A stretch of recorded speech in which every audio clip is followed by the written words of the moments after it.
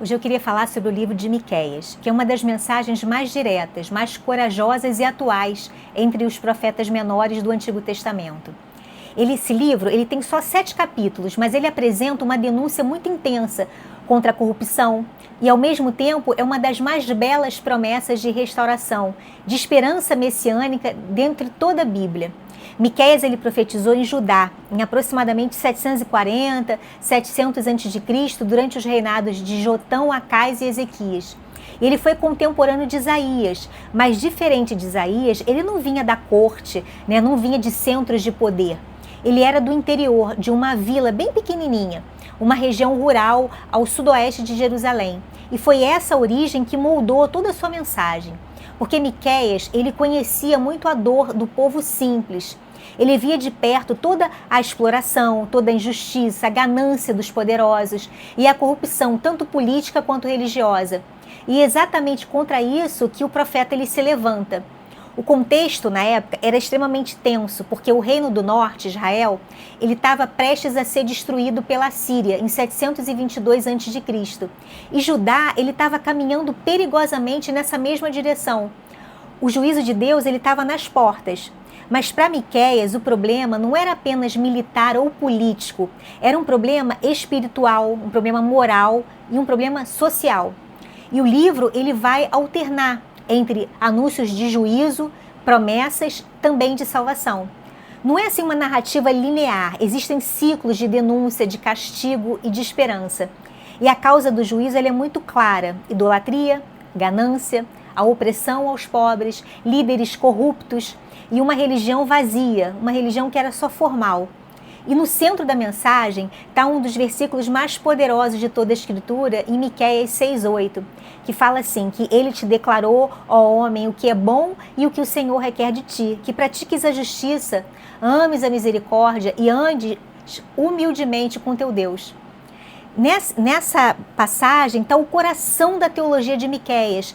Ou seja, a fé verdadeira não é algo ritual, é prático, não é aparência, é caráter, não é sacrifício no templo, é uma justiça na vida.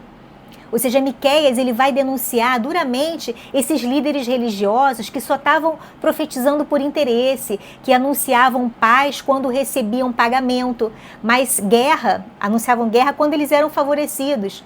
E para o profeta isso era o quê? Uma traição ao pacto feito com Deus.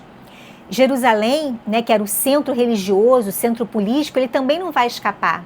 No capítulo 3, Miqueias ele declara que Sião seria arada como se fosse um campo, ou seja, é uma imagem muito forte de destruição total.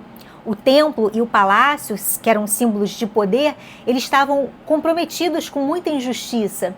Mas o livro, ele não é apenas uma denúncia. Em meio ao juízo, vai surgir uma das mais conhecidas promessas messiânicas da Bíblia, que é Miqueias 5,2, onde o profeta ele vai anunciar que de Belém sairia aquele que governaria Israel. E séculos depois, essa profecia seria associada ao nascimento do nosso Senhor Jesus Cristo. Ou seja, o Messias, que é descrito por Miqueias, não é apenas um rei político, mas ele é um pastor muito justo que governará com paz, com retidão e com a força do Senhor. Diferente daqueles líderes que estavam oprimindo o povo, esse líder, que é Jesus, ele vai cuidar do povo. E um outro tema central é o remanescente fiel. Mesmo após o juízo, Deus iria reunir um povo assim humilde, purificado e dependente da graça. Os coxos, os rejeitados, os aflitos, eles seriam restaurados e eles formariam uma nação forte. A restauração de Deus não é apenas externa, mas ela é também espiritual e de todo o povo. No capítulo 4, Miqueias ele vai apresentar uma visão futura em que as nações subirão ao monte do Senhor e não apresentarão mais guerra, uma visão de paz universal, fruto da presença ativa de Deus entre o seu povo. E o próprio profeta ele declara em Miqueias 3,8 que ele está cheio do poder do Espírito do Senhor para poder anunciar o pecado de Jacó.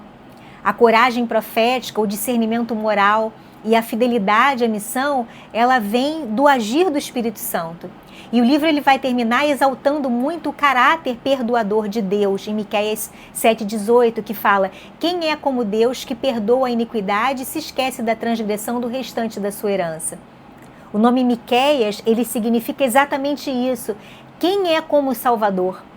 E o final, né, do livro vai responder essa pergunta. Ninguém é como ele em misericórdia, em perdão, em fidelidade.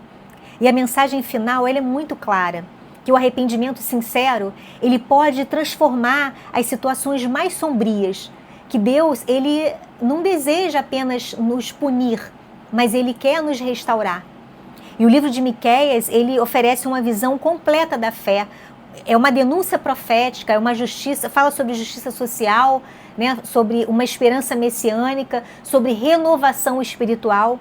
Ele ensina que o verdadeiro culto a Deus, ele se manifesta na forma como a gente trata as pessoas, especialmente os mais vulneráveis. Ele aponta para o Messias que iria nascer em Belém, inaugura uma nova era, né, para todos que se voltam para o Senhor de forma sincera.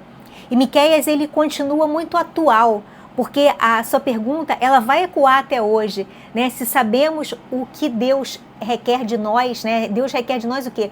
Justiça, misericórdia, humildade. Por que a gente insiste em viver somente de aparência, vivendo uma fé rasa? Bom, se você gostou dessa mensagem, desse estudo, deixa um like, comenta, compartilha, me ajuda a espalhar a palavra de Deus. Obrigada.